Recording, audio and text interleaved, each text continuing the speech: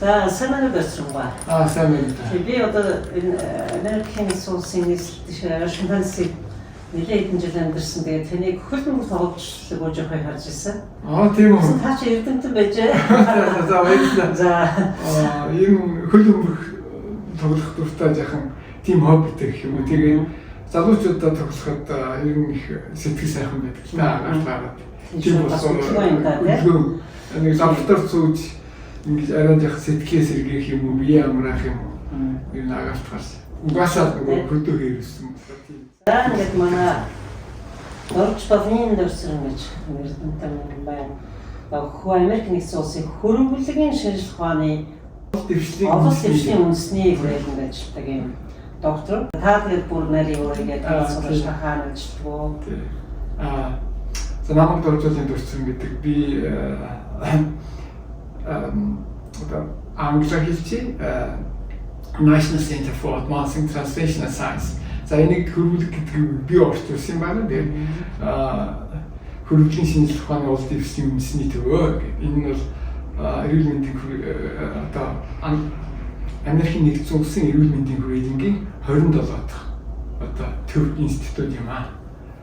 За хаагаад Америкийн нэгдсэн улс тэгээд ингээд одоо эрдэмтдийн ажил хийх нь одоо хичээнээс тайлх юм уу?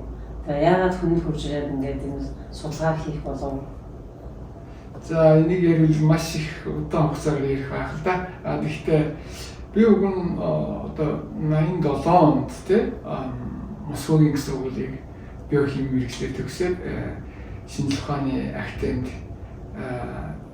3-4 жил ажиллаа. Тэгээд Япон улсад PhD одоо юу гэдэг нь философи доктор болохоор тийм сургууль явсан. Тэгээд нэг 6 жил Японы Канасаугийн их сургуульд ажиллаж байгаад тэгээд 99 онд Америкийн нэгдсэн улсын одоо хавдар судлалын төвд National Cancer Institute постдокор ирээд тэгээд эндээс үргэлжлүүлээд одоогийн хүрээлэнд ажиллаж байгаа юм аа. За өнөөдөр таны ихтгэлийг сонслоо. Тэгээ одоо галзуу өвчин гэж ярьдаг шүү дээ. Галзуу одоо өвчний вирусыг тээгч одоо амьтдаа одоо хэрэг хүн одоо бид хацуулвал ямар эрсдэл байдаг үгүй баг хүмүүс мэдэх баг тийм. Гэхдээ миний ойлгоцоор би одоо галзуу нохоо гэж одоо сонсоод нохоонд одоо юм галзуугийн вирус байгаа гэдгийг байна гэж ойлгодог хүн байлаа сайхны бод. Тэгэл одоо ер нь тийм вирус гэдэг одоо өчнөө төрлийн амьтан байдаг байх нь тийм ээ. Тийм. За яг өнөөдөр бид нөгөө Монгол судлаачдын Америк дахь Монгол судлаачдын хурал болж байгаа учраас эдгээр намайг өөрийнхөө судалгааны талаар яриач гээд ингээд урьсан юм л да. Тэгэхээр би нөгөө одоо өөрөө бол би олон проектэд ажиллана л да. Одоо жишээлбэл энэ вирусаас гадна те өөр төрлийн вирус байна зика төрөнд ажиллаж байсан. Тэгээд нэг проектээр удаанаар ажиллахгүй одоо хамтран ажиллагчтайгаа нэг проектээр ажиллаа тодорхой хугацааны дараа одоо эмийн бодисаагаа тэр боломжийг олсныхаа дараа дараагийн прожект шилждэг. Өмнө нь бол одоо хавдар судлал байсан бактери тэгээд малар дээр хүртэл ажиллаж исэн.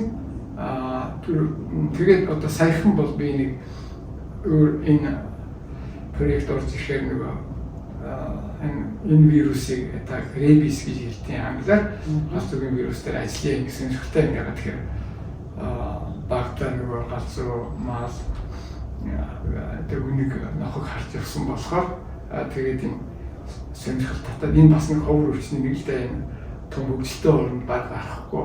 Тэгэхдээ Монгол Африкийн орнууд энэ дуура хөгжиж байгаа орнууд энтгэхэд маш их гардаг.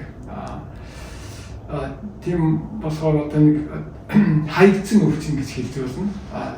Дэлхийн нийтийн хувьд. Тийм дэлхийн нийтийн хувьд яагаад гэхдээ ингээд судалт юм бэ гэхээр зэрэг одоо эмийн одоо том бүлдэл ч юм уу судалгааны төвүүд бол нэг их тоож судалгаа хийхгүй харин нөгөө энэ засгийн газрын шугамар болтой ингээд ер нь нэг энэ вирусын эсрэг нэг эмийн бодис хайр зүгээр байх гэсэн тийм судалгааны боломж гарч ирсэн юмнаас би аваад тэрийг судлах боломж гарсан учраас одоо судалж ирсэн юм аа гэж.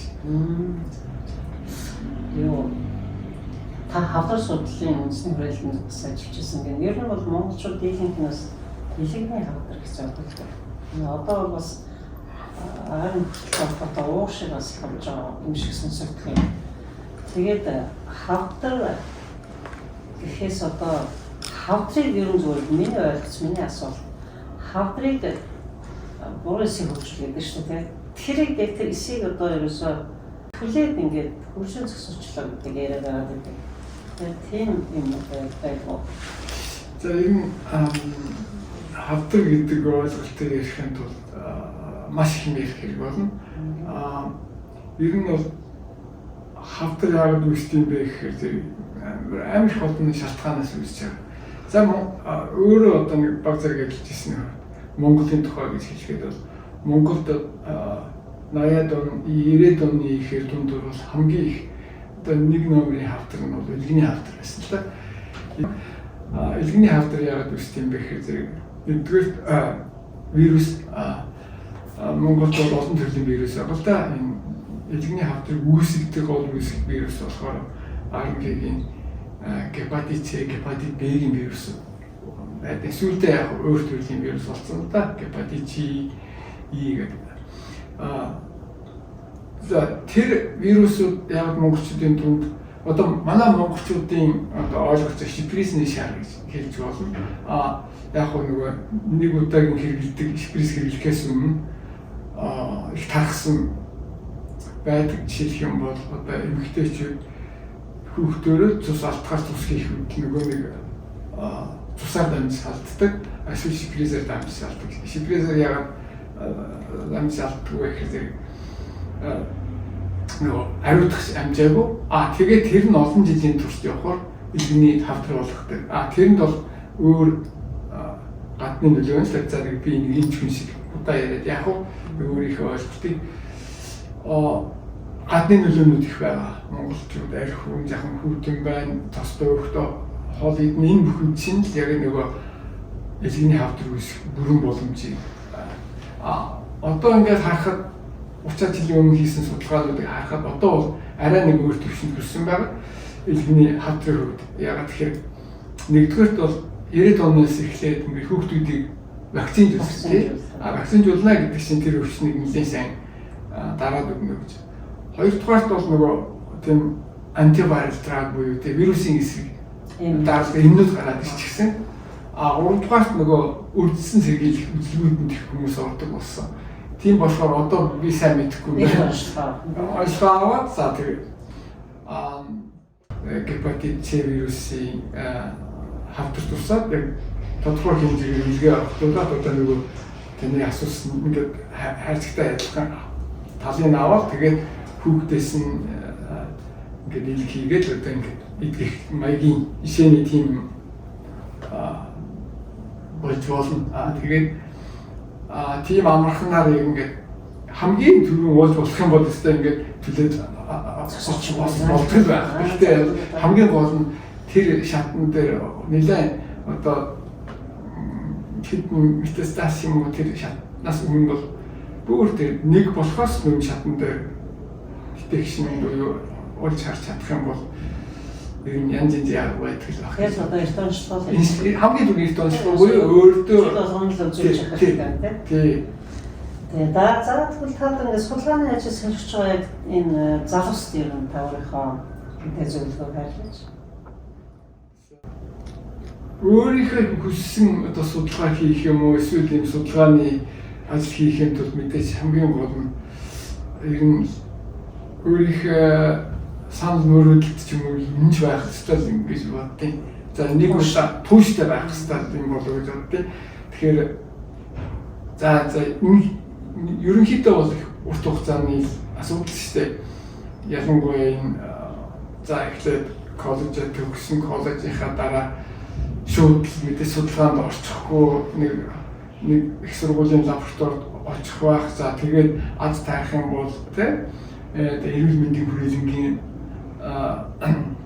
лабораторид одоо зүүнний тэтгэлгээр юм уу дараа нь тэргээд өгсчөөд бакалаврын тэтгэлэг хамрагддаг юм уу ингээд олон жил явна. Тэгээд дараа нь өөрийнхөө хүссэн их сургуульд тэгэхээр юу гэж хэлж ийм олон жилийн ажил байгаа. Тэгээд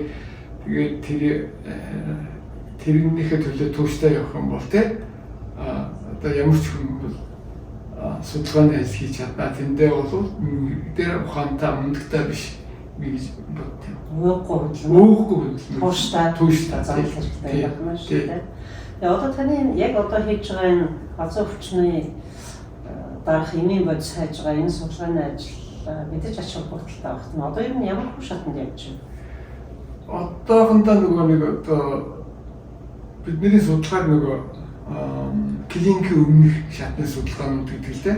Тэд нэр болохоор эм болох бол ягаачгүй тий ерөнхийдөө ийм болох шанстай ийм бодисууд бол боллоо тий одоо энийг ийм төрлийн одоо бодисууд байд юм байна. Энэ вирусыг бол дарж инхибишн болгох юм байна л гэдэг одоо хэвлэл өгнөлтэй зарим тохиолдолд яг патент болгож болдог юм байна. Гэхдээ энэ дээр бол компаниуд зах зээлтэй үед бол вирусын жишээ ковидын үед ийм болсон бол компаниуд дурн аваад юм хийж дээ. Энд бол зах зээл хөрөнгөтэй холбоотой болохоор тийм ийм болоход бас гэхдээ нэг жижигхэн компани юм аваад судлаад ингээд цааш нь явж болох бид нар өөрсдөө юм хийхгүй шүү дээ. Бид нар сүр судалгааг хийж өгнө ийм байна. Тийм ийм байна гэдгийг тийм өөрийнхөө олсон судалгааны ажлыг л олон түмэнд тийм хэвлэлээр хүргэлтэй. Тэгээ таны олсон тэр эмийн бодисод одоо стади орсон байгаа юм. Одоохондоо хэвлэгдээгүй байгаа. Тэгээд нэг ойрын хугацаанд нэг хагас жилийн дотор хэвлэгдэх байх гэж бодчих. Одоо ер нь бол дэлхийн нийтийн хэмжээнд ер нь хавдрыг багасгах одоо шинжлэх ухааны ололт юм яг аль түвшинд явж байгаа вэ? За ер нь бол сүүлийн үед хавдрыг эмчлэх юм уу одоо нэг үржилсэн сэргийлэх тэр нөхцөл бол маш их хөгжсөн тийм сүүлийн 15 жилд бол технологи асамаартай одоо жишээлбэл хиймэл буюу ухааныг ашиглаад үржилсэн таамаг дэвшүүлээд болох ч юм уу гэх жишээний эсвэл шинэ төрлийн тийм хавдрын эсрэг бодисууд дээр ийм нөгөө сонгодог эмгүүдийг ботход бас нэлээд гав. Жишээлхэн бол миний ойлгож байгаа одоо тийм цусны гаралтай хавдрыг бол ерөнхийдөө бол тийм эмчлээд байгаа л да. Тийм болохоор ер нь бол мэдээж хавдрыг хүн төрөлхтөн нэг өдрийн дотор ч юм уу хэдэн жилийн дараа 50 жилийн дараа бүгдийг алгуулах юм байхгүй байж л хүн төрөлхтөн байх юм чинь байж лээ. Төрөвчийн нөгөө хүмүүсийн өндөө асантай адилхан нэг эстэй хавдрээс болон гутаа мэддэхгүй яваа. Харин тэрний эртхэн урдаг технологи гарах юм бол багасгах тийм боломжтой л гэж боддог. Ер нь бол ирээдүй байгаа. Ирээдүй байлгүй яг уу. Мэдээж өмнөхөө бол хамаагүй одоо байсан. Тэ ер нь тэгэл хавдар бол хүн төрөлхтөн гэсэн юм шиг тий. Амшиг орчин үед тэгэл янз янзын байгалийн бохирдол хоолн тэгэл бүх төрлийн шалтгаанаас бол тий хавдар. Тийм бас гадуур гарч ирж байгаа. Тий гарч ирж байгаа тий. За ингээд баярлалаа. Баярлалаа. Залуучуудад дөрөлдөөрөл болоод тэдрэгээ түүчмэлээд тэгээд хүн төрөлхтөнд хэрэгтэй ажиллаж байгаа. Баярлалаа. За. Сайн бүгд